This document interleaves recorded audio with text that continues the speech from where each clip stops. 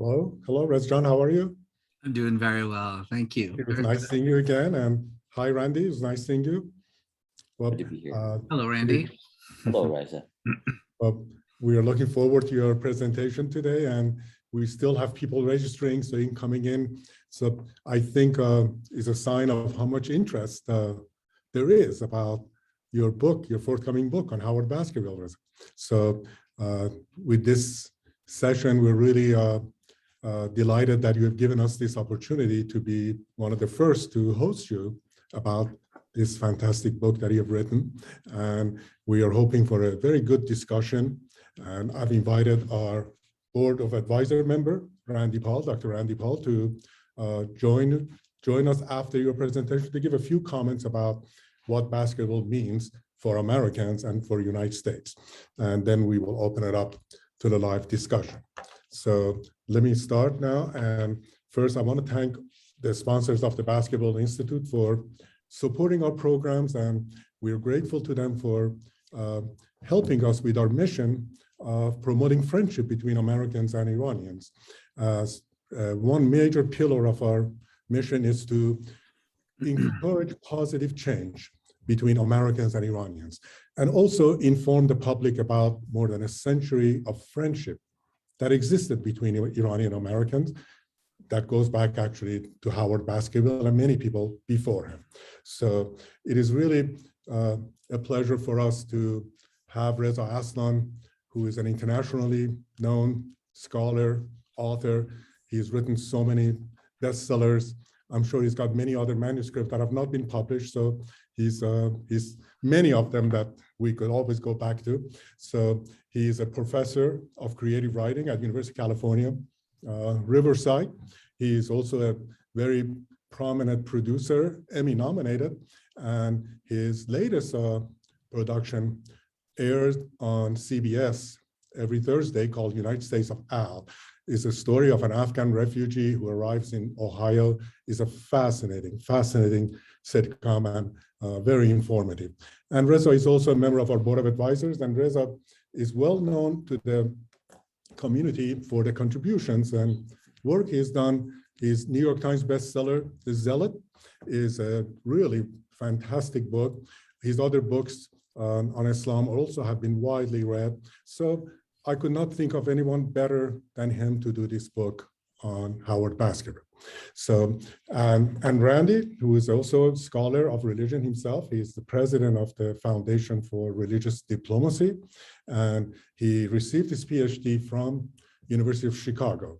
And his foundation encourages dialogue and encourages a very active dialogue through disagreements, and he is one of the few scholars that I've seen that has promoted dialogue with Iran by understanding the Iranian position better, the position of the religious leaders in Iran better, not necessarily agreeing with them, but understanding them better. And so I've asked him to join us for a comment. So with that, I turn it to you, Reza, so you can start the forum. Thank you. Thank you so much, Bahman. Thank you, Randy. Thanks, everyone, for being a part of this program here in the US. I know we have people joining from all over the world, including some people joining from Iran. Khosh Omadid. It's wonderful to see all of you. This is true. This is the first time I'm actually talking about this book. It's a book that I've wanted to write all my life. Growing up in Iran, of course, I had always heard the name Howard Baskerville. You know, I would hear adults talking about him sometimes or see his name mentioned in conversation, but I myself really didn't know much about him at all, except for maybe the most basic facts of his life, which is what I think most of us who have heard of Baskerville have probably know, that he was a 22-year-old Christian missionary. He went to Iran in 1907. With the purpose of teaching English at the American Memorial School, run by Annie and Samuel Wilson, and to preach the gospel, to convert the masses, what he referred to as the Mohammedan work. But of course, after a couple of years, He ended up, as some of you know, he arrived in the middle of what is now known as the Constitutional Revolution, the first revolution for democracy, constitutionalism in the Middle East. And after a couple of years, he ended up resigning his position at the school and reconstituting his class, his students, into a militia. They call themselves the Army of Salvation, and fighting alongside against the Shah at the time for a constitution and the parliament. He died in 1909. Iran. His tomb is still in Tabriz, the city in which he lived and died. There's a bust of him in a museum in Tabriz, and a museum dedicated to the revolution for which he gave his life. But the truth is that after the 1979 revolution, Baskerville was all but wiped from the collective memory of most Iranians. His self-sacrifice was essentially been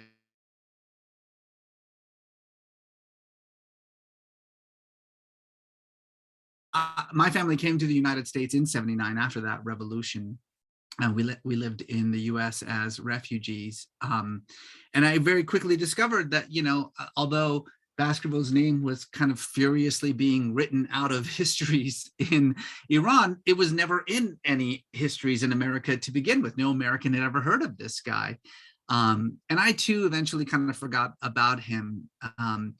But, you know, over the years, I've always sort of dipped my toe into research about Howard Baskerville, trying to discover what I could find about him, digging up, you know, the material that I could find in archives, in libraries, finding out what people were saying about him and how people understood him. And it wasn't until the process of sitting down and writing this book that I feel like I truly understood who this young man was, what led him to abandon everything that he knew, the country of his birth, as a missionary, his job as a teacher, everything, in order to fight for a cause that, you know, people said wasn't his, a people that, you know, he didn't belong to.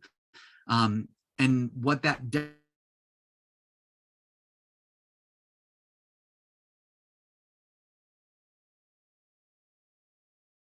saying that I wrote this book with a very specific purpose in mind.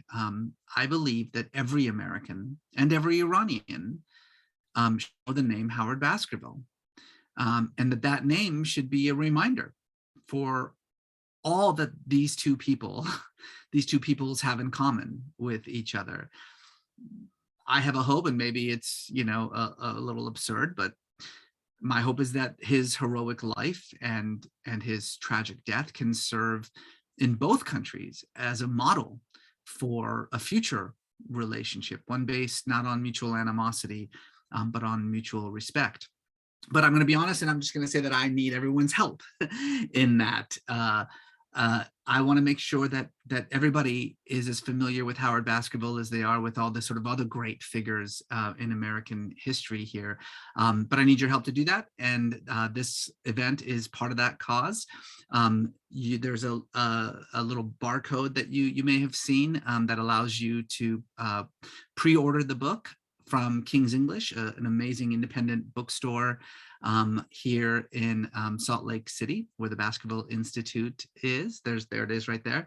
And if you pre-order it during this conversation from King's English, you'll get a signed copy when it comes out. And as many of you who are listening are yourselves writers, you know that pre-orders make a very big deal, because that's basically how books get attention before they come out. So, you know, that's my request for all of you listening, that I hope that you will get a chance to order the book yourself. So, you know, I promised that what I would do is read a little bit from the book. This is kind of the first time I've ever actually read anything from this book publicly. I was trying to think about what exactly I would read, and I thought, since today, April 19th, is the anniversary of Baskerville's death, well then, what better chapter to read than the chapter about his death? This is from the end of the book.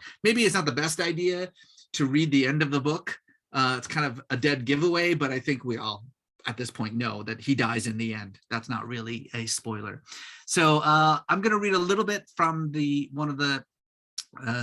third to last chapter from the book about the events that occurred a little more than 100 years ago, and that we celebrate on this day. And during the reading, I may have to stop every once in a while to kind of catch you up on who people are, because as I say, this is from the end of the book. So if you'll indulge me, I'll do a little reading from the book, and then we can open it up to Q&A. Nothing left to do now but try and break the siege. At this point in time, the Shah had given up on trying to Tabriz, the last bastion of the constitution, and had instead begun a months-long process of a siege in order to starve the inhabitants to death. And this is sort of the end of that siege. The plan was to focus the full force of the Fedai, and this is the name that was given to the constitutional army led by the people's commander Sattar Khan, that Baskerville had joined. They called themselves the Fedai, the devoted ones. The plan was to focus the full force of the Fedai on the Shah's western flank, to push forward in wave after wave of coordinated attacks until it gave, no matter the cost. They would fire their cannons and lob homemade grenades. They would climb over the bodies of their fallen comrades if necessary, but they would not stop. They would keep moving inch by inch until they finally burst through the siege and liberated Tabriz. Sattar Khan, the commander, had tried something like this once before. About a month ago, on March 24th, 1909, he had gathered every fighter under his command, Baskerville included, and launched a surprise attack on the Shah's forces. Unfortunately, the forces had gotten wind of Sattar's plans. There was treachery everywhere in the city these days, and his soldiers were ready. It was the bloodiest battle either side had fought in the nearly 4 years of the constitutional revolution. The death toll was immense. Quote, "In one barricade alone, I saw 17 corpses next to each other," one eyewitness reported. The Fedai had brought to the battle a wagon loaded with bread and water to replenish the fighters, but after a few hours of fighting, the bread was soaked in blood and could not be eaten. Sattar did manage to push the Shah's troops further back from the city's perimeter, and that in itself was a kind of victory, but when night fell and the fighting ceased, the roads remained closed. This time, the decision had been made to push forward without pause for as long as it took to break the siege, regardless of how much blood was spilt. What choice did they have? There was no more wheat or grain left anywhere in the city. The grass and alfalfa fields had been picked clean. A few enterprising residents had begun disassembling old shoes and unused saddles and boiling the leather in a pot until it was soft enough to chew. Others had been reduced to eating dung. Embarrassed by the international attention the siege was receiving abroad, the Russian and British representatives had gone to the Shah to try to mediate between Tabriz and Tehran. The hope was that the growing desperation in Tabriz would make surrender a more palatable option. It had not. Sattar Khan had drawn a line in the sand. There would be no surrender until the Shah reopened parliament and reinstituted the constitution. That was not going to happen. The British and Russians had proposed a temporary ceasefire so that at the very least, some food and assistance could reach Tabriz, but the Shah refused. After months of frustration and futility, he finally had the upper hand. Even from Tehran, he could feel the press of his boot on Sattar's neck. He had no intention of pulling it back now. For Tabrizis, there were only two options left: die waiting for the siege to be lifted, or die trying to break it themselves. Everyone would take part in the attack: Persians, Turks, Russians, Azeris, Armenians, Georgians, Jews, Baha'i, those trained for combat, and those who had never fired a gun. The force would be divided into a dozen or so individual squads, each with its own commander, each tasked with attacking one part of the western barricades from a different direction. like ants swarming an elephant. There was one great obstacle to the plan, and that was the Cossack brigade stationed at Karamalek on the opposite side of the orchard from Hokmavar. This is the western edge of the city of Tabriz. And the Cossack brigade, of course, is the sort of personal bodyguards, well-trained, Russian armed bodyguards of the Shah. This was not a large force. Only a few dozen of the 400 men sent from Tehran had been posted on the western edge of the city, but they were rooted to the spot. And they had with them at least 2 of the 4 Maxim machine guns. These were a brand new kind of weapon invented by the British that would allow you to fire 60 bullets at a time. The Shah bought 6 of them from the French, specifically for this purpose, actually. Those guns would rip the Fedai to pieces before they even had a chance to exit the orchard. They had to be dealt with if there was any chance of success. A small squad, no more than 40 or 50 fighters, would have to sneak through the orchard in the early morning darkness before the main attack began and try to take the Cossacks by surprise. That squad would be Howard Baskerville's Army of Salvation, his students. This is what Baskerville had been drilling his students for these past few weeks. He had told the 150 youths under his command that they should expect to form the vanguard of the fight to come. This was now that fight. Baskerville's students responded to their teacher and commander with zealous devotion. 40 of them volunteered for the mission, including Sadek Rezazadeh Shafak. Sadek, as the book explains, is one of Baskerville's closest students and would one day end up writing sort of the first account of Baskerville's life and death in Tabriz. Each student took an oath of steadfastness, vowing to fight until the mission was complete. They would creep up to the Cossack camp at dawn, take their positions at the edge of the orchard, and use their rifles to take out as many soldiers as they could before they had the chance to regroup and react. The students would drag a cannon behind them so that once the Maxim guns began firing, they could respond with a volley of cannon fire. With luck, they would clear out the Cossack camp by first light, then circle back and join the main attack. At first, Sattar Khan balked at the notion of allowing Baskerville and his band of privileged youths to form the front line of the battle, and he absolutely refused to hand over one of the precious cannons to them. When Sadek came to him to relay Baskerville's plan, Sattar turned him down on the spot.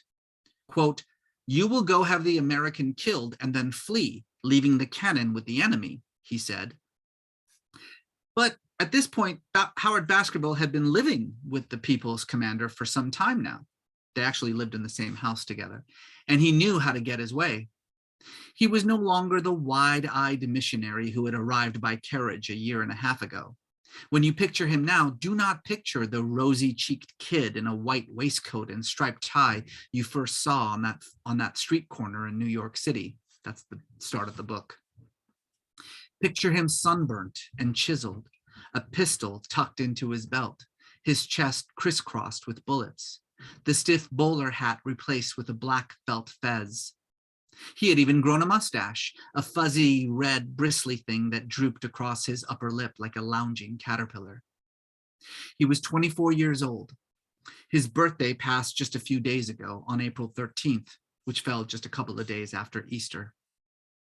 Sarah Wright, this is a 15-year-old diarist at the time who was the daughter of one of the missionaries and whose diary ended up being, quite accidentally, one of the best eyewitness accounts we have of the siege of Tabriz. Sarah Wright mentions Baskerville's birthday, but says nothing about any sort of celebration. That would make sense. His American friends had been expressly warned by the State Department not to associate with him. 24 years old and a new man. He had traveled halfway across the world, made friends and lost friends, fallen in love and broken his heart. He had seen things he'd only read about in books, witnessed pain and suffering he didn't know was possible. He had surrendered his citizenship, abandoned his mission, and cast off the expectations of his church. He was, like Jesus bursting forth from the tomb, a brand new being, born not of water and blood, but of fire and spirit. Baskerville would not take Sattar's no for an answer. Over the past few weeks, he had grown more confident in questioning the people's commander. Perhaps it's because he had a front row seat for Sattar's slow deterioration. He could see for himself the way Sattar fidgeted in his sleep, how he constantly looked over his shoulder as though he thought someone might be sneaking up on him. Sattar was seeing enemies everywhere, only some of them imagined. And he had taken to drinking in the open, no longer concerned with pretenses. There is no reason to think that Baskerville ever wavered in his devotion to the constitutional cause, but he may have begun to doubt the man leading it. All the more reason to put everything he had into this final battle. In the end, Sattar Khan relented. Baskerville's army of salvation would lead the charge. Perhaps this was the only way to win the war. Baskerville would either be the hero who saved Tabriz with his bravery, or the sacrificial lamb who saved it with his death. Either way, the survival of the city and its population, perhaps the very future of the constitutional revolution, was now in the hands of a 24-year-old missionary from South Dakota and his band of teenage soldiers. The attack was to begin just before dawn on Monday, April 19. The Army of Salvation camped out at a small mosque on the edge of the city in Hukmavar. This is a neighborhood on the western edge, but no one could sleep. The youths were nervous and jittery, eager for the fight to begin. Baskerville got everyone up and had them perform drills in the mosque to keep their minds occupied.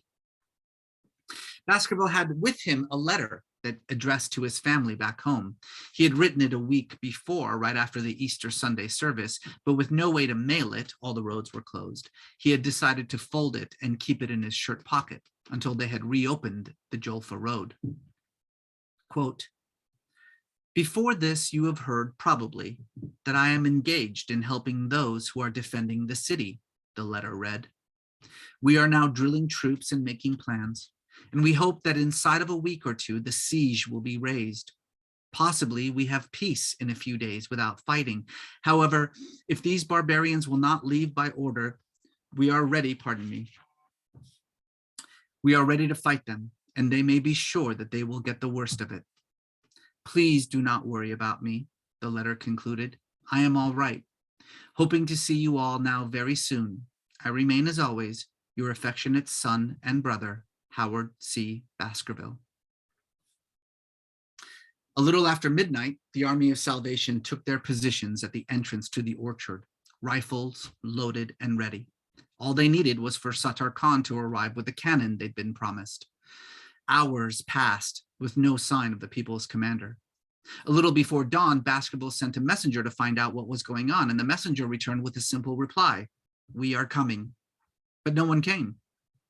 They waited another hour at the orchard entrance until the sun rose, and it was too late to move forward with the plan. Baskerville sent his squad home. When Sattar Khan finally arrived at Hukmavar, he was visibly drunk. Apparently, he had spent the entire night fighting with Bagar Khan, this is his second command, over the battle plans. Unable to agree on the strategy, the two commanders had made the decision not to move forward with the operation. Baskerville was furious. There was a heated argument between the two, with Sadek caught in the middle. We do not know what he said to Sattar, but Arthur Moore, this was an Irish journalist who was there as an eyewitness, who had joined him on the mission solely as a war correspondent and not as a soldier, claims that Baskerville resigned his commission on the spot. Eventually, the Tabriz Anjuman intervened and begged Baskerville to stay. It was decided they would try again the following morning. Sattar agreed, but he also made clear that there would be no cannon forthcoming. The Fedai could not spare it. Baskerville and his boys would have to find some other way to get through the Cossack brigade. That night, the Army of Salvation gathered once more at the mosque. This time, however, only 11 out of the original 40 volunteers showed up. The rest were either too frightened or too disheartened to join the operation. Some had been kept home by their parents when they discovered what had happened the night before. Sadek came, of course. He had vowed long ago not to leave his teacher's side, even if that meant dying beside him in battle. After everyone had fallen asleep, Baskerville rose and walked out of the mosque. He retired to the shadow of a wall, where he sat and spent the night in prayer, the darkness covering him like a blanket. A few hours later, they were up and dressed for battle. As they exited the mosque, they took turns passing beneath a Quran hung by a rope from a tree, while an elderly cleric prayed for God to keep them safe. It was pitch black when they entered the orchard. They advanced through the trees slowly, quietly, in single file. After about an hour, they came upon the trenches that the Fedai had dug on the far side of the orchard, the ones they had been forced to abandon during the March 5th invasion of the city. Beyond the trenches was a wide open field. Beyond the field was the Cossack brigade. Baskerville could see the soldiers relaxing in their camp. Some slept, a handful were on patrol. One of them was twirling a charcoal brazier in preparation for lighting the water pipe. The Maxim guns were unmanned. Clearly, they were not expecting an attack. Baskerville split his squad in two so as to flank the brigade from opposite sides. The two groups barricaded themselves behind some trees and waited for the signal to attack. About an hour before the sun rose, Baskerville gave the order. They aimed their rifles at the Cossack camp and fired. It did not take long for the brigade to react. They jumped to their positions and immediately returned fire. Bullets rang out from all directions. The squad was pinned behind the trees with nowhere to go but forward. Baskerville gave the order to charge, and the two groups advanced from opposite ends at the Cossack camp. They would aim, fire their rifles, run to the next tree, reload, and fire again. This went on for some time until the squad came upon a large mound of dirt a few hundred feet from the Maxim guns. "Lie down," Baskerville yelled at his students. They fell to the floor and crawled their way up to the mound. Bullets whizzed past their heads. They were stuck in place, unable to move from their positions. Someone needed to engage the Cossacks from an adjacent position to draw their fire so the others could continue the advance. The entire attack depended upon their success.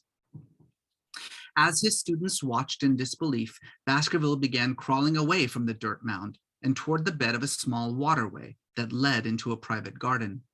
There was a hole in the garden wall. Baskerville crept through it. Once on the other side, he rose and began firing at the Cossacks, trying to divert their attention. He shot once, twice, then turned to his students to give them the call to charge. Suddenly, his body convulsed, as though it had been zapped by a bolt of electricity. From where he lay behind the mound, Sadek could see a dark stain start to spread across Baskerville's chest, just above his heart. "The American is hit," someone shouted. Baskerville swayed for a moment, then buckled at the knees. He slowly dropped to his stomach, legs splayed, blood soaking into the soil. It was 5:30 a.m.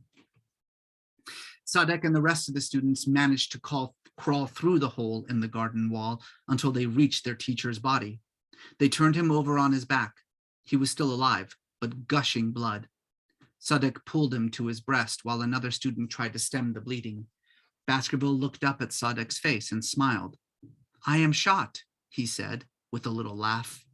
Those were his final words. Just then, the Cossacks began to advance.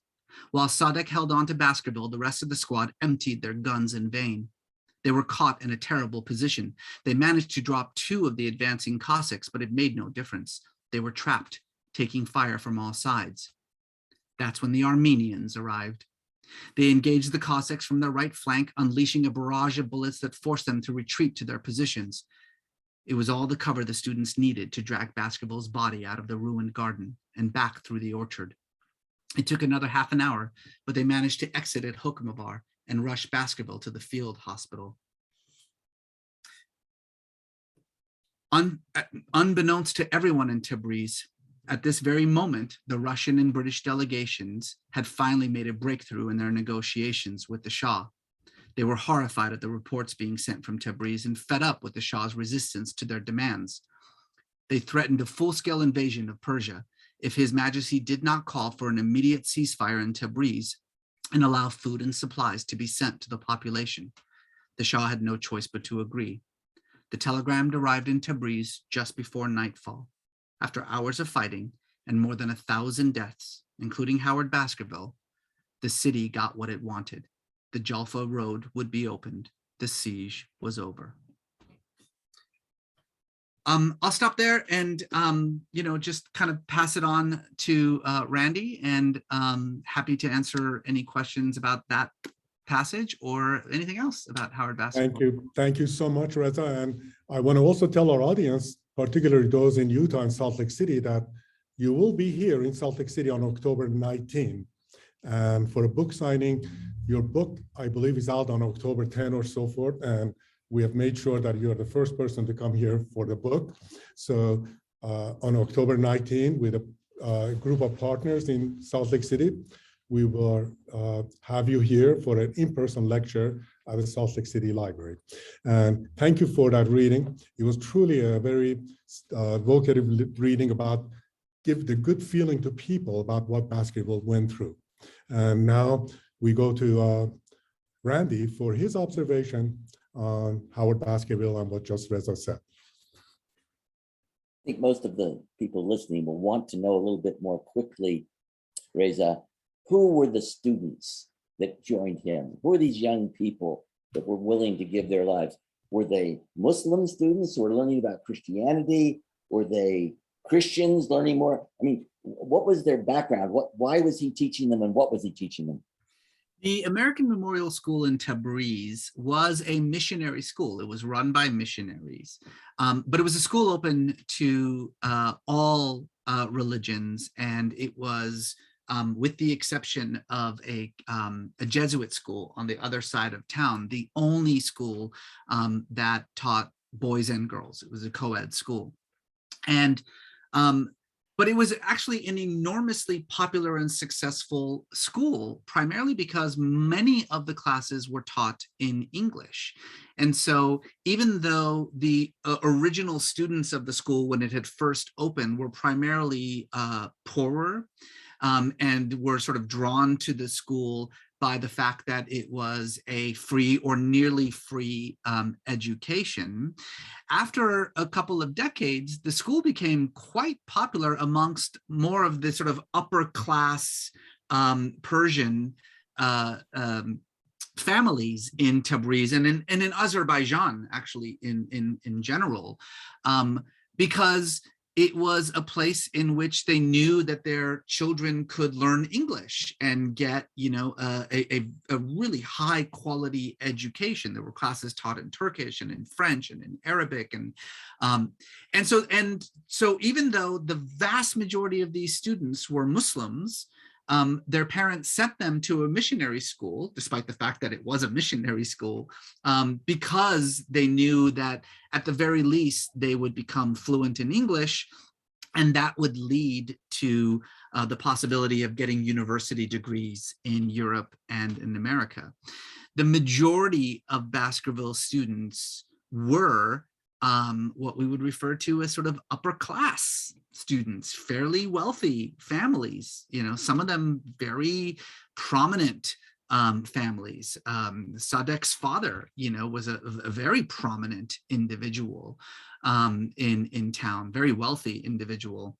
And so, when Sattar Khan says to Sadek, when Sadek comes and says, we want to lead the vanguard, we need a cannon, and we'll take out the Cossack brigade, and Sattar Khan dismisses it out of hand. It's like, you're just a bunch of privileged teenagers. Like, no, absolutely not.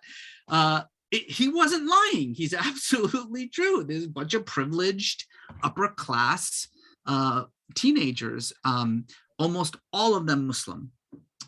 He did have Christian students. He had Armenians that he taught as well. But yeah, the American Memorial School, despite the fact that it was a Presbyterian missionary school and it was run by missionaries and taught primarily by missionaries, had just an absolute plethora of different religions, primarily Muslims, as students. Thanks for that background. I have to just say, for those who love American history, it is April 19th today, and the day Baskerville met his final reward.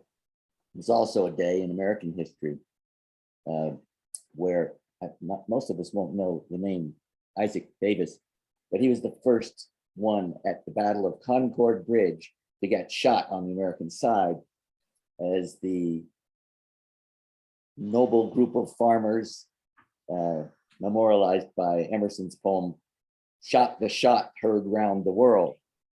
And April 19th, therefore, has a resonance with us, as well as the Iranians who were trying to shoot their shot as a people would reside, around the world. They were under oppression, right, by effectively Russian and English states, and they were trying to create a democratic people that would serve their own people primarily without oppression. So I want our American listeners today to realize the spirit of Iran, even though we think it today is many times, we think of this theocratic, oppressive group, is really one of deep complexity. They also are people who, like the Americans, wanted to come out and be a democratic society. What I wanted to ask you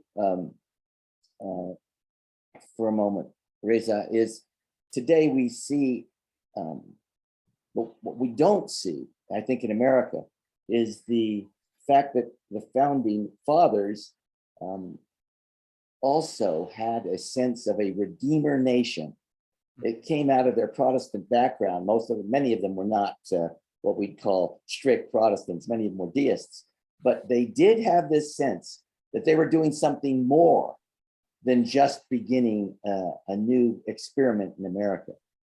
Am I right to say that Shiite Islam has within it this millennial feeling that has infused the Iranians with this sense of being a redeemer nation that could go out beyond itself and really righteously change the world? Would you talk a little bit about that, if I'm right about that? Well, two things. Number one, I'm glad that you brought up the American Revolution because, it really animated Howard Baskerville. I mean, he really saw in the revolutionaries who were farmers and peasants and and then also people from all over the world. Tabriz became kind of the center of the anti-imperial fight. So there were Russians there and Armenians and Turks and people from all over the world kind of came there to join this fight against the Shah in the name of constitutionalism. And his experience of that was profound. And he really did kind of think about this in terms of the American Revolution. He saw this ragtag band of fighters who called themselves Fedai, devoted, very much as in the same way that, he had heard about and understood the sort of ragtag revolutionaries who defeated another, seemingly impossible to defeat empire. And so that was very much a part of the animating force for Baskerville in the way that he thought. Secondly, he was a very devout Christian. I mean, obviously he was. And so for him, the idea of freedom and democracy and popular sovereignty, these were not political philosophies to Howard Baskerville. They were religious ideals for him. He was a student of Woodrow Wilson, who was a lot of terrible things, including an unapologetic racist, but who had this conception that democracy is God's sort of will for all peoples, regardless of where they are, what nationality they are, what religion they are, what color their skin is, what language they speak. And now we may kind of we laugh at that, or we may be cynical about that kind of message. But this was a message that was drilled into Baskerville's head. So while many of his fellow Americans, including the State Department at the time, balked at the idea that Iran could ever become a democracy, the notion that these sort of backwards, superstitious, brown Muslim people, could actually defeat the Shah and create a constitutional democratic society was absurd. Baskerville never accepted that. He never even entertained that idea, because that's not how he thought. Like, democracy is for everyone or it's for no one. And it doesn't matter by what name you call God, it is this sort of the will of the divine for all people. And so that notion, that sort of religious, spiritually inspired political zeal is one that many Iranians would have been quite familiar with, including, the sort of founding thinkers of the constitutional revolution, for whom the desire for a constitution and a freely elected parliament, the desire to put checks and balances upon the tyrant of Iran, was not just a political motivation, but a religious one. That this is a sort of a divine, a holy conflict that they were engaged in. And so, it might seem a little strange to think about it, 100 years later, but the sort of the Christian missionary and the Jewish cap maker and the Baha'i merchant and the Shia, farmer were all fighting together, and the Russian Orthodox, fighter who was there, and the Georgians and the Turks, and they all had this idea that regardless of their different religions, their different nationalities, their different ideologies, that they were undertaking a holy mission, one that they were all willing to die for. And I think that in so many ways is a message that should animate us nowadays, as we are once again talking about whether, what we call democracy is worth fighting for. Forget about abroad. Is it even worth fighting for here in the United States? I think the Fedai, aside whom Baskerville fought, this multinational, multi-faith organization of fighters, would have been shocked to hear us 100 years later debating the worth of things that they were willingly ready to die for. Thanks for that response. I think I have about 10 more wonderful questions for you, but this is an open conversation. So I am going to cede my deposition to Bahman, who will open it to the public. Thanks, Reza.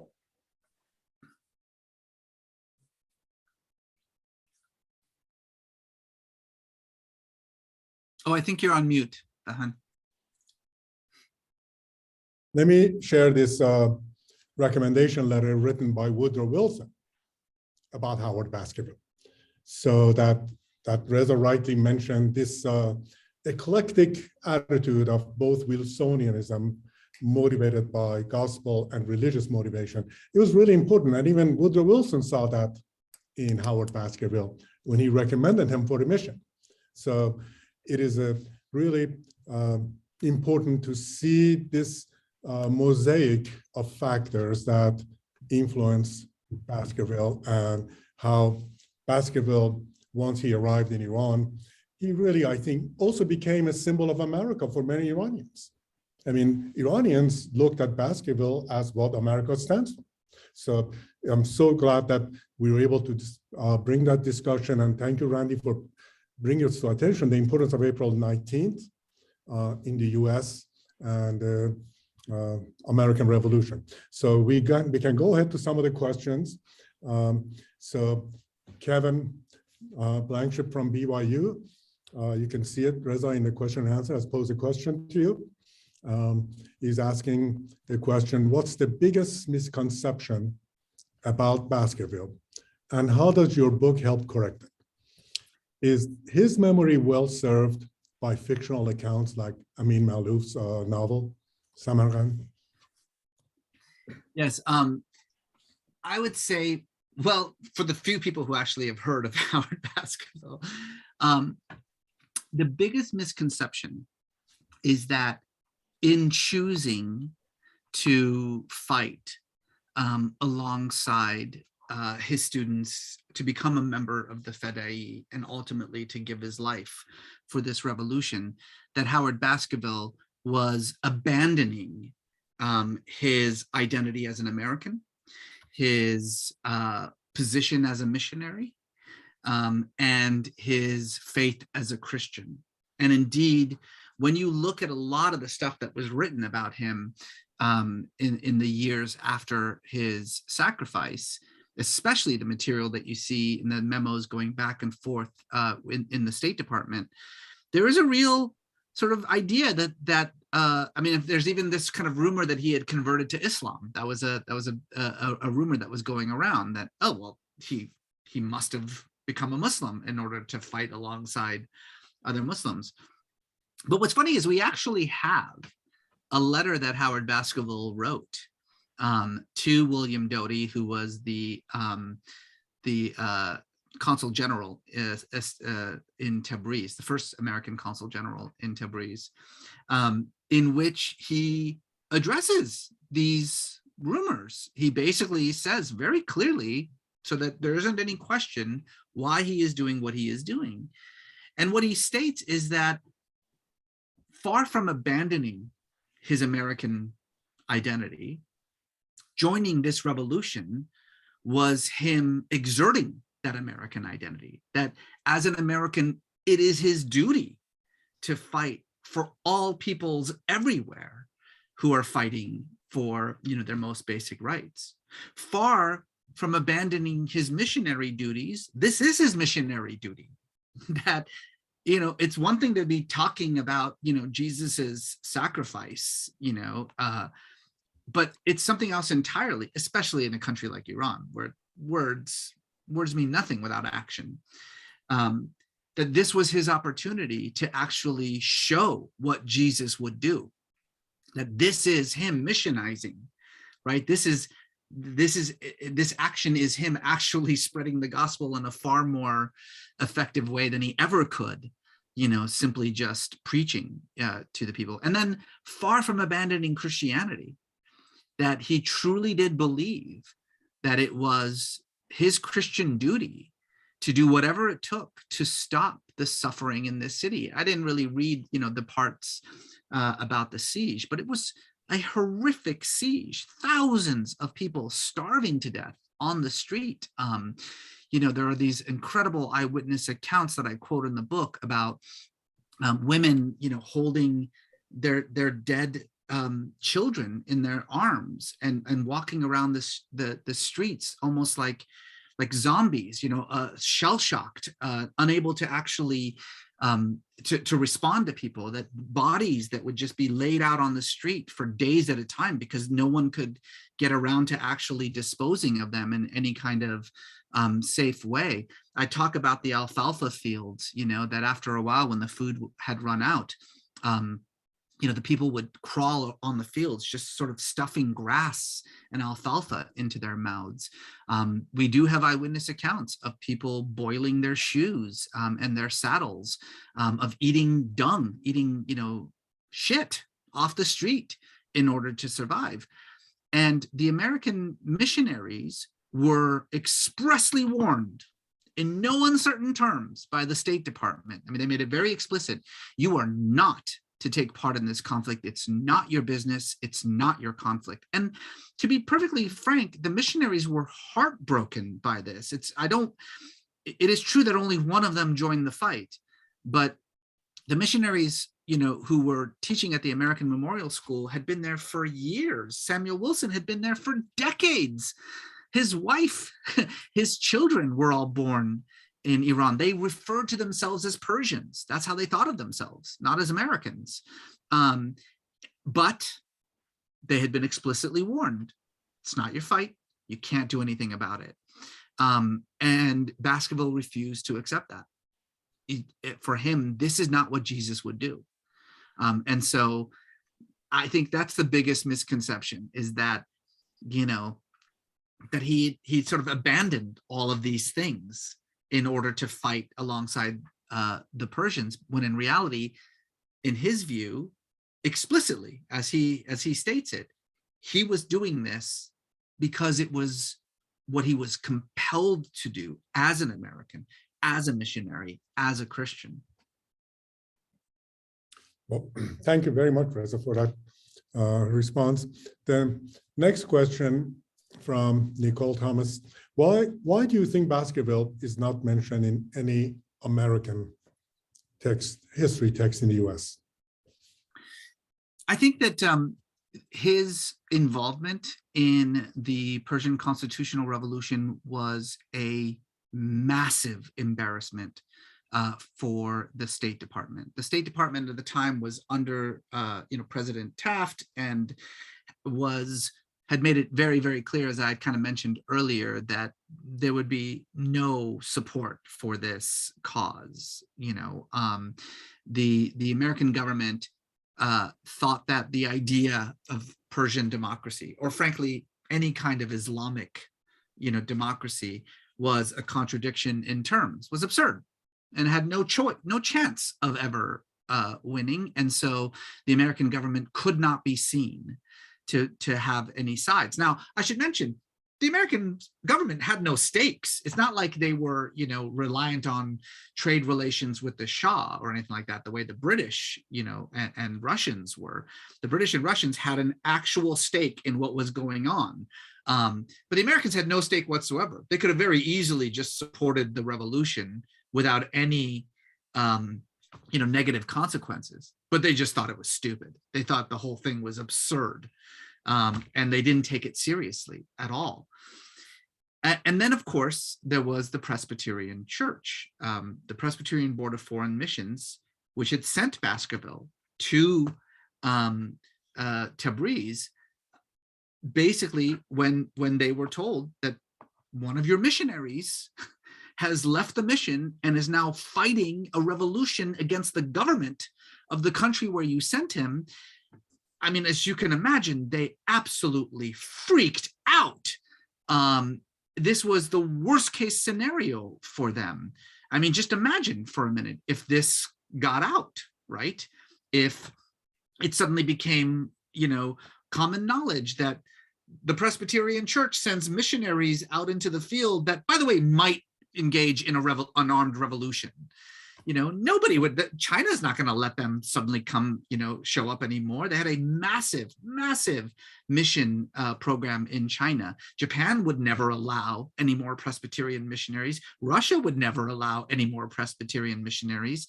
And so both the State Department and the Presbyterian Board of Foreign Missions they had to make sure to basically bury this story as much as is possible. The State Department did that in its own way. The Presbyterian Mission did it in a very unusual way, and some of your listeners who know this story know what happens at the end, which is that the State Department contacts the Presbyterian Board of Foreign Mission and says, "Come get your boy. This guy won't listen to us, and he's fighting a revolution in a foreign country, and we can no longer control him. He's your responsibility. Come and get him." And quite famously, the Presbyterian Board of Missions, after a couple of days of, I'm sure, freaking out, sends a memo to the State Department. And the memo is 4 sentences. "Howard Baskerville is not one of our missionaries. He is a teacher employed by one of our mission schools. And so we have no responsibility for him. He's not one of ours." There has been about 100 years of head scratching about that memo. And in fact, I actually have, the memos, the internal memos in the State Department after they received this memo, where they're going like, what the hell are they talking about? He's not one of your missionaries. You paid for him to go to Tabriz. We have his missionary application right here. It has, Woodrow Wilson's recommendation on it. He's teaching. Okay, all right, fine. He's a teacher, but he's a teacher at a missionary school run by you. Like, what are you talking about? He's not one of your missionaries. But you get exactly what must have been going on, inside the building in New York where the Presbyterian Missions Board was meeting. They had to make sure to sort of cut this off right away. This story could not have legs. Otherwise, it would be disastrous for what was then a global missions enterprise.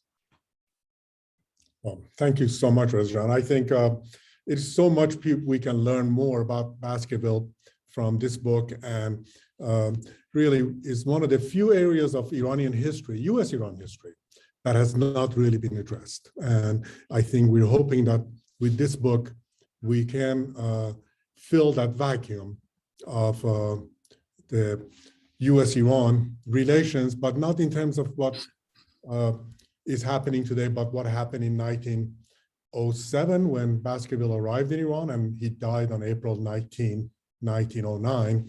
And I am always pleased to see that I received these messages and pictures from Tabriz, and last year we received a picture of the members of the City Council of Tabriz going to his tomb and putting flowers. Now, many Americans would not believe at a time of mutual satanization today, you have the members of City Council go to an American buried in Tabriz, put flowers on his tomb. So it is an important development. Now, Michael Zurinsky is asking you, could you say more about your sources?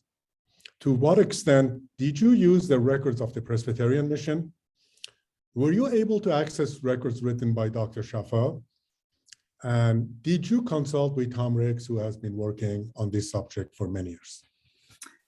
Yes to all. Of course, the Presbyterian Historical Society in Philadelphia has a treasure trove of archives, memos written by members of the State Department, and also, various people who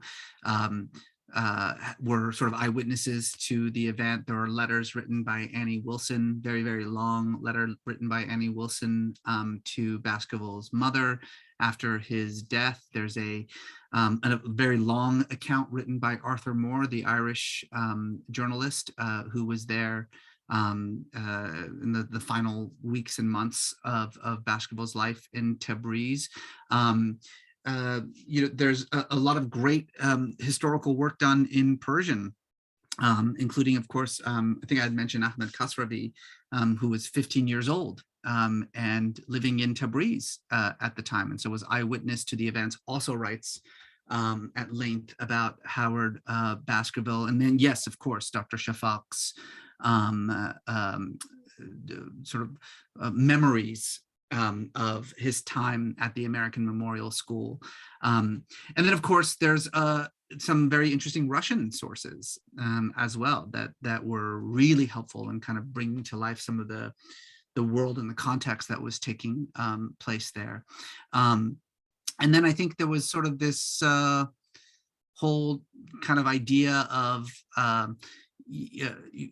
about the various members that were part of the Fedai as well. I mean, in many ways, this book is about as much about Sattar Khan, who was, the real hero of the Constitutional Revolution, this kind of mythical, larger-than-life, legendary people's commander, the kind of George Washington, if you will, of the Constitutional Revolution,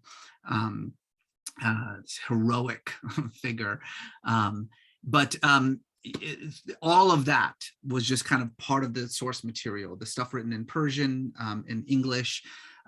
Very helpful, of course, was the State Department archives. And yes, and to Thomas Ricks, yes, I had a very, very nice long conversation with Dr. Ricks, who I believe is like 98 years old now and unbelievable, still going, still writing, still, solid as ever.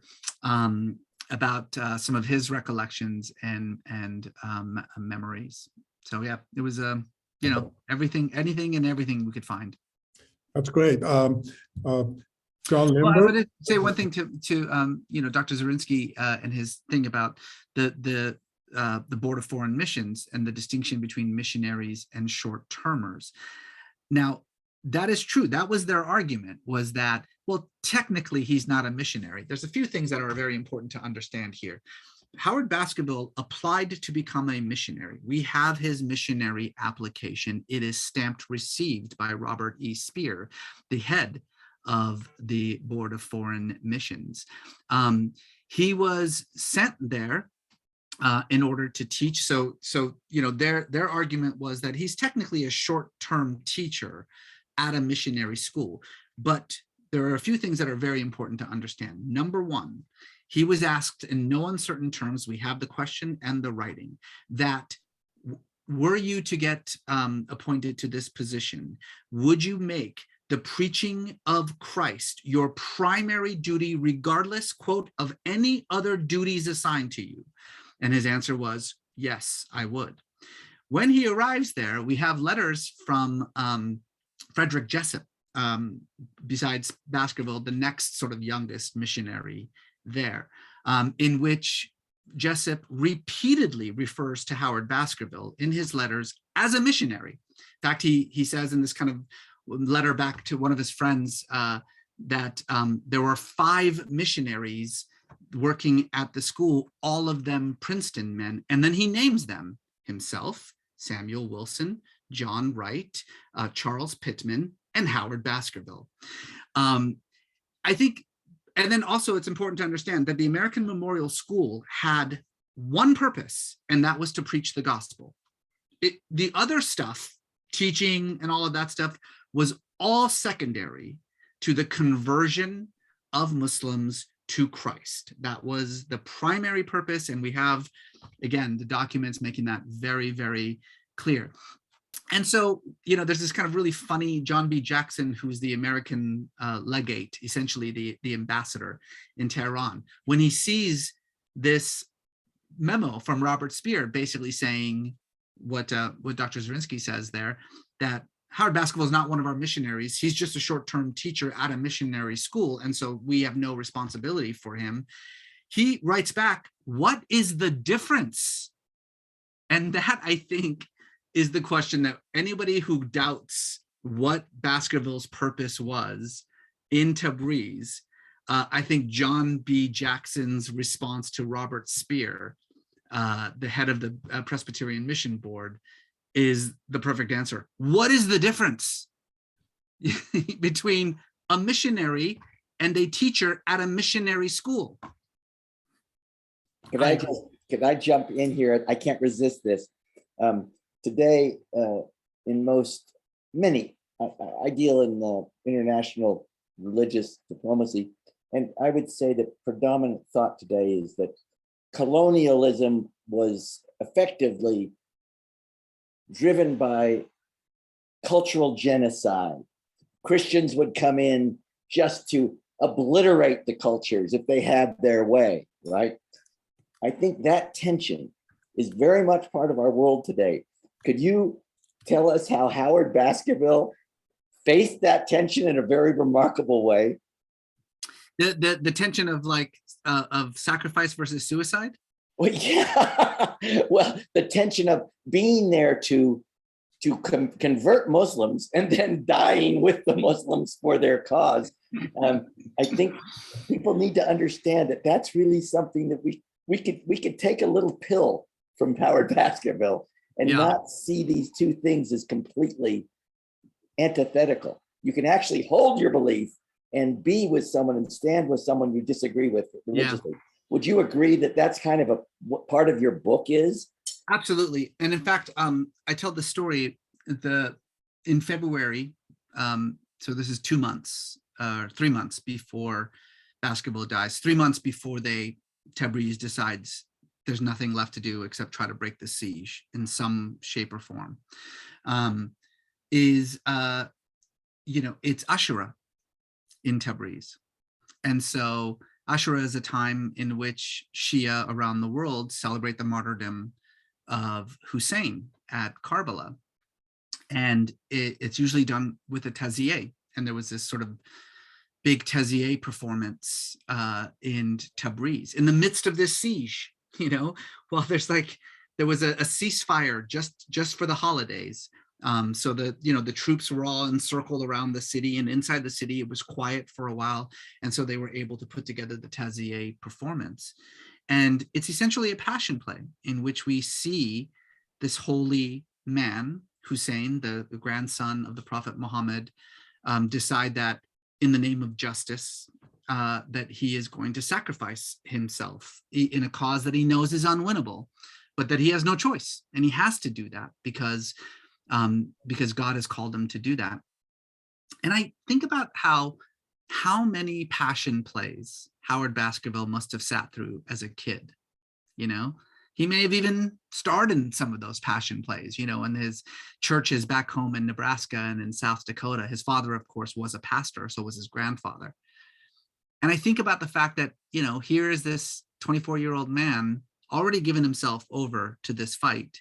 And he's watching a passion play in which Hussein, the paragon of Shia Islam, is vowing to die for a cause in order to save others, right? It's sacrificing himself for others.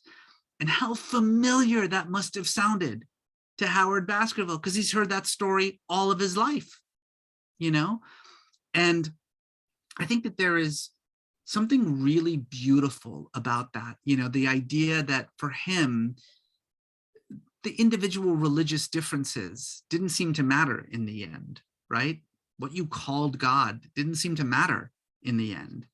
But what did matter was that all of these different people from all over the world, all walks of life, all different religions, had decided that over and beyond the things that set them apart, the thing that brought them close together is this belief that freedom is a divine mandate. It's a gift from God, that the idea of sacrificing yourself so that others can live goes beyond any particular religious tradition, that what they had in common was so much more important than the things that set them apart.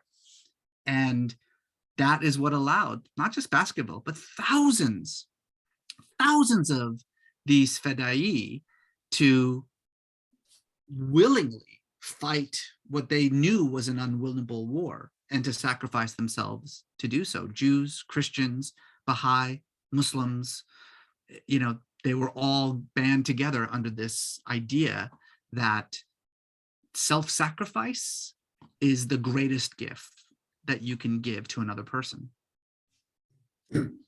Thank you very much. And what an important foundation to put in the perspectives of the Shia Muslims in Iran, their ceremonies that you mentioned, and even the use of the word martyr that you have used for Howard Baskerville, right? That has a particular meaning in Shia Islam. So John Limbert has asked you this question. The Russians acting to lift the siege and rescue Tabriz seems to contradict their long-standing opposition to Iran constitutional movement. How do you explain their action? Yeah, the Russian role in Iran at the start of the 20th century is long and complex. They were absolutely 100% invested in keeping the Shah, Muhammad Ali, on his throne.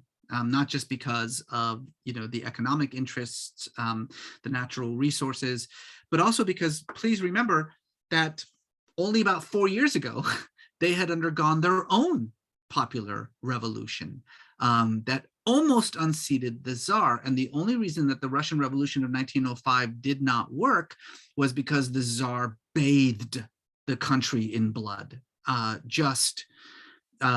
unleashed a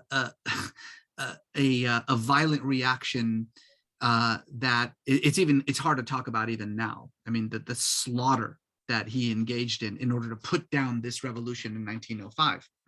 And it was by no means lost on the Tsar that many of those Bolsheviks who fought him in 1905 were now in Tabriz. In fact, there was this very famous line that I quote from Vladimir Lenin, in which he basically sends out an all hands invitation. Everyone, all Bolsheviks, go to Tabriz, fight against the Shah. This is the next revolution. And so they had a lot to lose if this revolution succeeded. But I also think it's important to understand that the Russians at this point, remember, the Shah had regained control over all of Persia except for Tabriz. That was all that was left. And so the Russians were more than willing to allow the Shah to engage in this siege. But once these reports started to filter out about what was happening in Tabriz, the starvation, the humanitarian disaster, the crisis that was taking place. And with an enormous amount of pressure from the British, who, by the way, were just as complicit as the Russians, the Tsar had to back down. And so he very much forced the Shah, in fact, it was primarily the Tsar's doing, forced the Shah into a ceasefire to allow on April 19th for food to finally be delivered to Tabriz. But of course, with the understanding that, you know, this would not, I mean, I don't think there was anyone who thought that lifting the siege on Tabriz would, less than 2 weeks later, result in the downfall of the Shah and the restoring of the constitution and the purging, by the way, the absolute purging of the Iranian government of all Russians. This is sort of the first thing when the constitution was revived and the new parliament elected, is that they got rid of all the Russians. So I don't think that's definitely an unintended consequence. I think the Russian pressure on the Shah was merely to put an end to this humanitarian crisis, which was causing an enormous amount of international embarrassment for the Tsar. So, President, the news of Baskerville's death reached America in a couple of newspapers in this country, right? I think Baltimore Sun published some, and there was how did the titles of those reporting the Baskerville's death, how do they frame it? How do they interpret it? Because obviously at that time, news traveled very slowly. So when the news reached America that Baskerville had died, how did the newspapers report that? How do they? Well, it's interesting. There was actually, weirdly enough, there were more headlines about Baskerville having joined the fight. Yeah, there's a sort of huge New York Times headline banner: "American defends Tabriz," and there was a lot of, you know, a lot of kind of news stories about that. But strangely, there were fewer news stories about his death, or at least his death didn't get the same attention, because almost immediately after his death, the siege was lifted over Tabriz, the humanitarian crisis was done, and then of course, not long after that is when the fighters then regrouped and marched on Tehran and brought the Shah down. And so Baskerville's death, you know, which had happened sort of in the few days in which all these sort of earth-shattering events suddenly happened, got a little bit buried in those original news stories. So yeah, I mean, I think people, there were reports certainly of his death, reports of his funeral, right? His funeral was kind of a big deal, as you can imagine, in Tabriz, because it happened post the lifting of the siege. So there were thousands of people who joined in the funeral. But there was, you know, international events taking place at the time, and the death of one American just really didn't get the same kind of attention that we would expect it to get if something like that had happened today. Well, that's true. And also the fact that maybe it was a surprise to many people that an American had died in Iran, even during this period, and the reaction to Russians and others that, oh, wow, an American has died here. So we better make sure that this doesn't get out of hand, right? Right. So maybe in that sense, it got buried in that. So another person is asking this question. Mr. Aslan keeps referring to the fighters as Fadain, whereas in Iran, they were known as Mujahideen. Is that because it doesn't have them to be mistaken by more modern fighting Mujahideen in Afghanistan, I guess? Yeah, no, the Mujahideen is obviously a very loaded word. And yes, it was a word that was used to describe the Persian fighters. But the international sort of coalition of fighters who had gathered in Tabriz under the command of Sattar Khan were not referred to by the more sort of religiously tinged title of Mujahideen. They kind of were known under this larger umbrella of the Fedai. They just kind of referred to themselves as the devoted ones. We are the ones who are here. We are the devoted ones. And I think what's really fascinating is that that devotion was as much to the constitutional cause, the anti-imperialist cause, as it was to Sattar Khan. When I talk about Sattar Khan as this legendary, heroic character, the myth of Sattar Khan had reached every corner of the globe. People would have dreams about Sattar Khan, and they would be called to Tabriz in order to join him. There were journalists from the London Times and the New York Times would come to Tabriz and write these sort of glowing profiles of this heroic, legendary man, this kind of, horse trader, this illiterate peasant horse trader who was the George Washington of this constitutional revolution. And so those who referred to themselves as Fedai thought of that term very much as being devoted, not just to the cause, but to the man who represented the cause, Sattar Khan, who is really, truly the hero of this story. Mm-hmm. Yes. You mentioned briefly that Howard Baskerville's heart had been broken. Had he fallen in love with someone, and if so, did that relationship influence his activism? Yeah, so this is, there are sort of ripples about this story throughout the sources, but in 1921, I maybe not be getting the right. In 1921, the State Department, under the leadership of the new American consul in Tabriz, issued a kind of final report. Right, this is, a decade later, right, a decade after Baskerville's death. But they issued a final kind of report, like what exactly happened here, and why did it happen?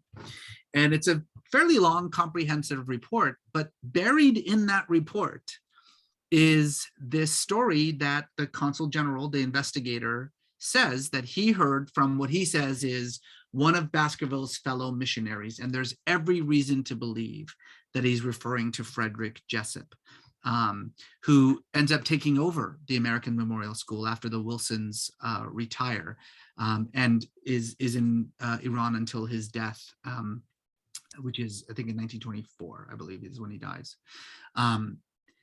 And the story is that Howard Baskerville had fallen in love with Agnes Wilson. This is the eldest daughter of Samuel and Annie Wilson, the couple who created and ran the American Memorial School in Tabriz, and that the two of them had fallen in love, and that he had asked Samuel in 1909 for Agnes's hand in marriage, and that Samuel had refused. And that's what is told. But then what's interesting is that the investigator then goes on to conjecture that this may have been the cause of what he calls Baskerville's strange behavior. So he hears this story about how he was in love with Agnes and that they had this relationship and that they'd fallen in love and they wanted to get married, but Samuel Wilson had said no. And it's partly because Agnes had gotten into Vassar. And so Samuel Wilson was like, you can't marry my daughter. She's going to New York. She's going to go to Vassar. She's going to, have her own life. But in the report, when you read it, the investigator says that this broke his heart, and that, as a result of that, he started exhibiting very strange behavior. The idea being, the inference being that that's why he joined the revolution, and that's why he was willing to be reckless with his life, because his heart was broken. I think there's a lot of truth to the statement about Agnes and Howard. I think it did actually break his heart. We know that not long after that moment in which he got the rejection from Agnes's father, he fell into a 2-week illness, which could have been typhoid. Annie Wilson describes it in a way that it may have been typhoid, it may have been cholera, but he was basically bedridden for 2 weeks, and Annie, Agnes's mother, had to nurse him back to health. But there is no reason, I think, to think that it was as a result of his broken heart that he decided, well, then screw it. I'm just gonna, go and sacrifice myself because my heart is broken. I think I could understand why, a decade later, somebody writing this report would make that inference, but there's no reason to think that that was the case. Thank you. Well, another question is coming up, message. What do you hope to achieve with this book, particularly in the current situation between Iran and the United States, this mutual conflict that is going on? And how do you think learning more about Baskerville could impact this relationship on a much more positive manner? In February of 1979, there was an article that was written in The Nation magazine here in the United States by a prominent, wonderful, still alive poet and novelist and thinker named Reza Aslanis, in which he basically says, what we need right now is a nation of Baskervilles. And this is in 1979, so this is 70 years after Baskerville's death. So in the midst of the revolution, here's this prominent intellectual and thinker writing in an American newspaper saying, hey, we need your help. We are fighting a war here. We're fighting a revolution against, what many of us see to be a ruthless tyrant. And 70 years ago, one of your fellow Americans fought alongside us, fought for us. And what we need now is more of you. We need you to be a nation of Baskervilles. Of course, we all know, that did not happen. We know exactly what happened in '79 and America's role in refusing, that call. But I do think that call is just as present today as it was 40 years ago. I think that sometimes when we look at what's happening in Iran, and certainly this sort of 4 decades of animosity and mutual distrust between the two countries, much of it deserved on both sides, frankly. What we need is a bridge, a model, someone that we can look to say, this is how it could be. I really feel as though part of my goal in writing this book is not just to make sure that people remember this name that so many people have forgotten in the last 100 years, but also as a way, as a kind of a clarion call to remind Americans in particular that we can once more be a nation of Baskervilles, right? That we can think beyond foreign policy and governmental concerns and understand people to people what we all have in common, and that we all have the same desires and the same hopes and wishes and aspirations and the same struggles.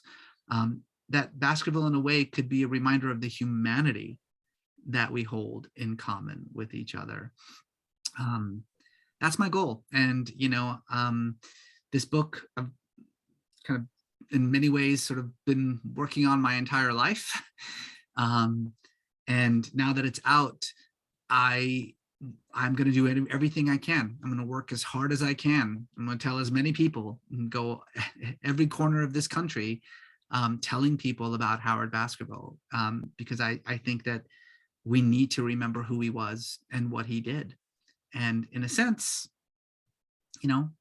that's what I'm hoping, that I need everyone's help in order to do that. That's what I'm hoping for from all of you, is that if the people who actually do care, right, the people in this panel, people who are interested in Iran and America, Iranian Americans especially, and Americans who are allies of the Iranian people, if we can be the vanguard for making sure that everybody knows who this person is, then everyone else will learn about it too. That's just kind of how it works here, right, in America, is that unless a thing becomes popular, people don't care about it.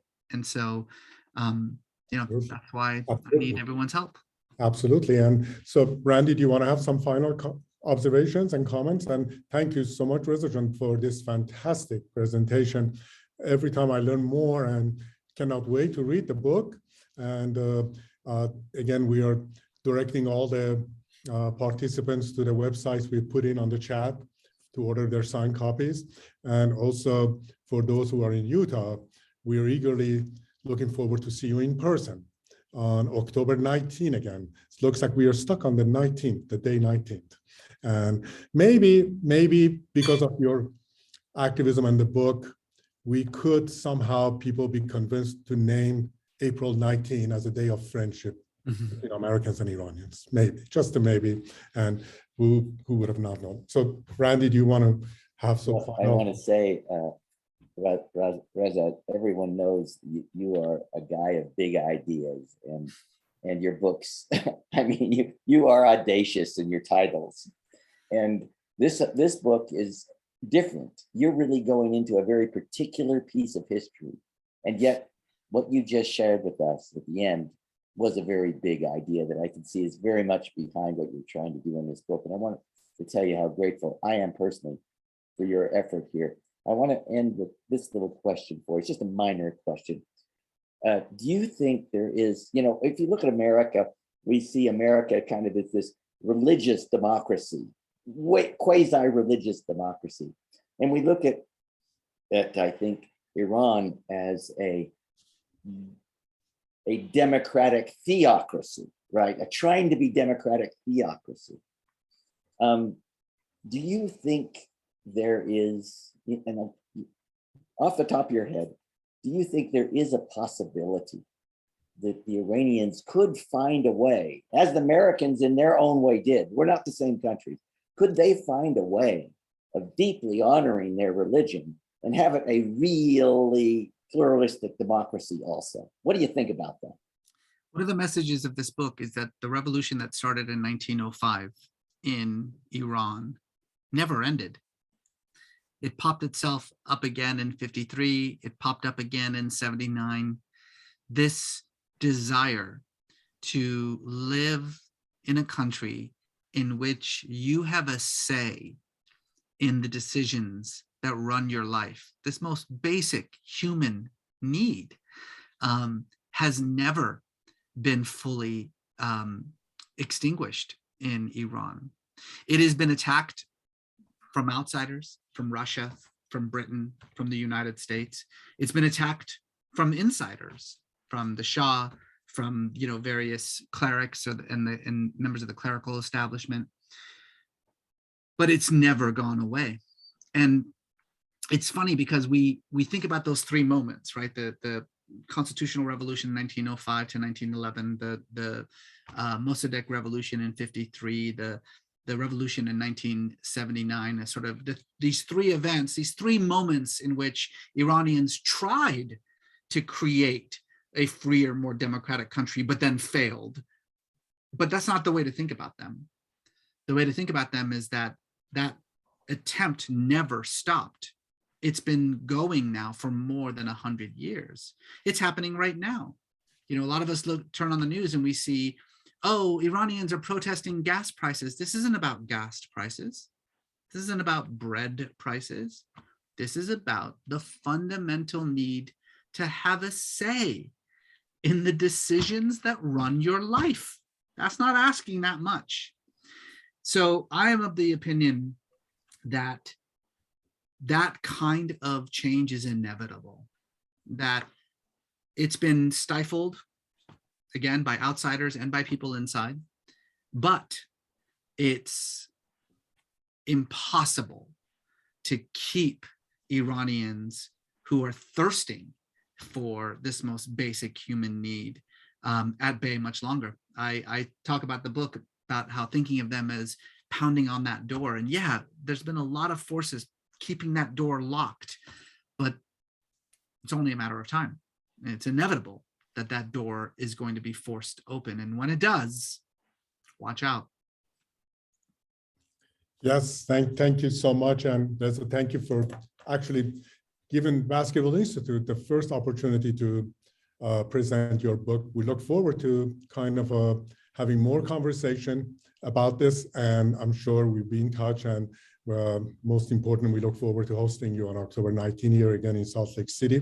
For all of you who are interested in getting the signed copy, if you have any issues or problems with the website, just email us and text us, and our office will send an email to everybody who participated with a link to it.